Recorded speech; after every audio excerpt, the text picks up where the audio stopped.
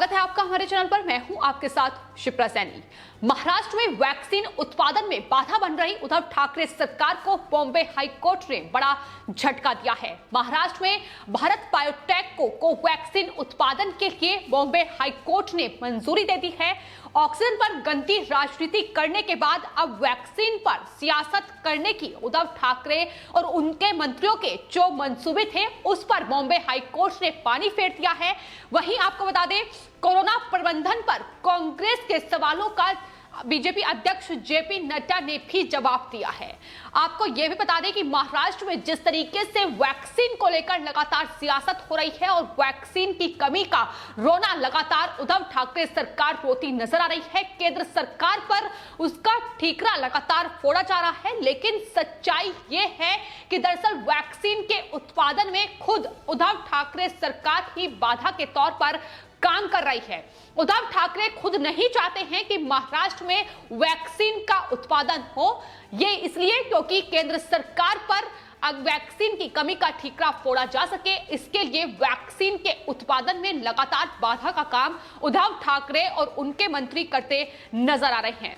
Vaccine का रोना लगातार उद्धव ठाकरे, उनके तमाम मंत्री, फिर चाहे वो नवाब मलिक हो या दूसरे तमाम नेता हो, प्रियंका चतुर्वेदी से लेकर संजय राउत तक वैक्सीन को लेकर केंद्र सरकार को जिम्मेदार ठहरा रहे हैं। लेकिन जिस तरीके से मिसमैनेजमेंट वैक्सीन को लेकर देखा गया है उद्धव ठाकरे का, वो किसी से छिपा नहीं है। किस तरीके से वैक्सीन का आवंटन किया जा रहा है।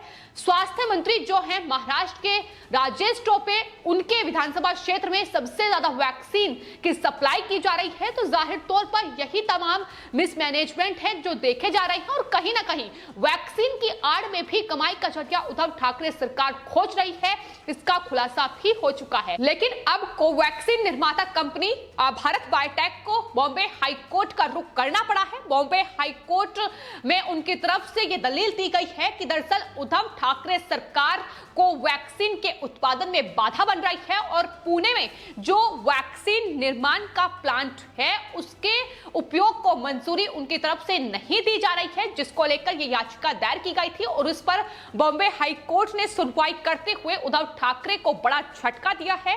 बॉम्बे हाईकोर्ट ने बायोटेक की एक सहयोगी कंपनी बायोवेट प्राइवेट लिमिटेड को अब पुणे के वैक्सीन के संचालन और निर्माण के लिए, कोवैक्सीन के निर्माण के लिए तैयार प्लांट को इस्तेमाल करने की मंजूरी दे दी है और साथ ही उद्धव ठाकरे की सरकार को भी ये साफ तौर पर कहा है कि जल्द से जल्द वैक्सीन का निर्माण हो। इसके चलते बायोवेट को जो जरूरी लाइसेंस हैं वो जल्द से जल्द दिए जाएं।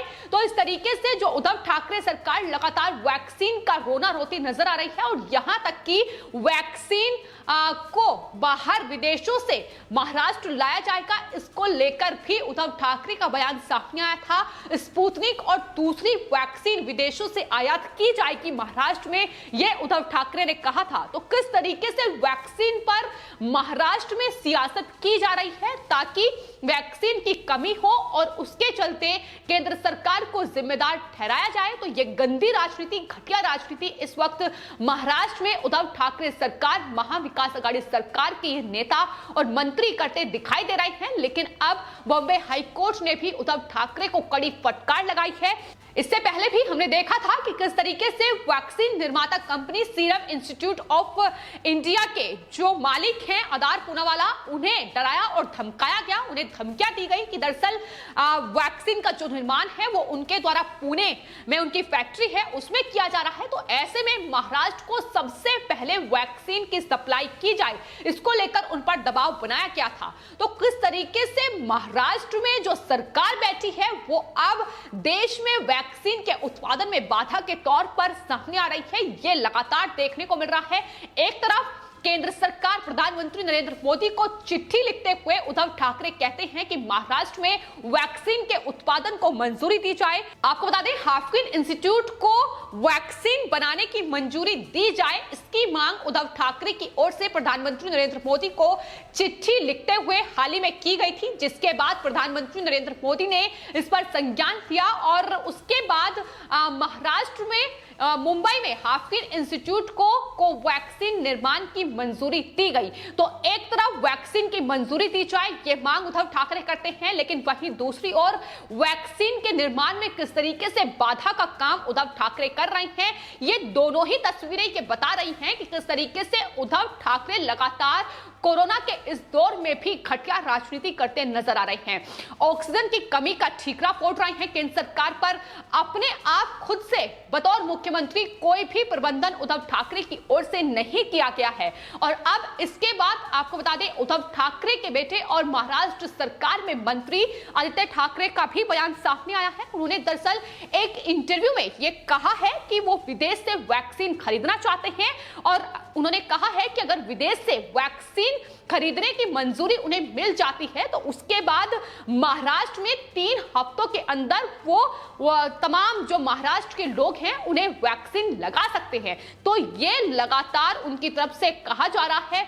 झूठे तमाम वादे वो महाराष्ट्र की जनता से पहले ही कर चुके हैं, लेकिन वैक्सीन, ऑक्सीजन और तमाम अस्पतालों में कोविड के मद्देनजर जो सुविधाएं हैं वो उनकी तरफ से नहीं की गई। लेकिन इसका रोना हर रोज केंद्र सरकार पर रो रहे हैं और तमाम चीजों का आरोप केंद्र सरकार पर मढ़ा जा रहा है। लेकिन फिलहाल वैक्सीन को लेकर जो ये सियासत की जा रही थी, इस पर सबसे बड़ा खुलासा और वही बॉम्बे हाईकोर्ट का ये झटका, ना सिर्फ आपको बता दें अकेले शिवसेना या एनसीपी इसके लिए जिम्मेदार है, बल्कि महाविकास आघाड़ी सरकार में शामिल कांग्रेस भी लगातार वैक्सीन और ऑक्सीजन को लेकर घटिया राजनीति करती नजर आ रही है। वैक्सीनेशन पर लगातार सवाल उठाए जा रहे हैं। उनका कहना है कि दरअसल वैक्सीन का निर्यात केंद्र सरकार की तरफ से क्यों किया गया जब कोविड की दूसरी लहर देश में आ रही थी।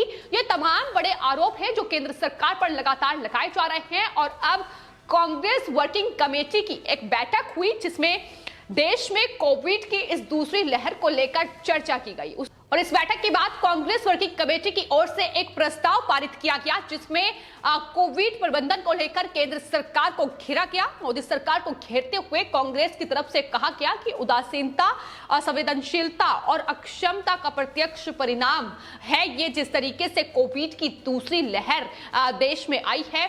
तो सरकार को घेरा गया, लेकिन इसका जवाब अब बीजेपी अध्यक्ष जेपी नड्डा की ओर से कांग्रेस की अंतरिम अध्यक्ष सोनिया गांधी को चिट्ठी लिखते हुए दिया गया है। उन्होंने कड़ी नाराजगी इस बात पर जाहिर की है कि दरअसल देश कोरोना महामारी से जूझ रहा है और लगातार लोग इससे लड़ रहे हैं, लेकिन कांग्रेस की जो घटिया राजनीति है वो खत्म होने का नाम नहीं ले रही है।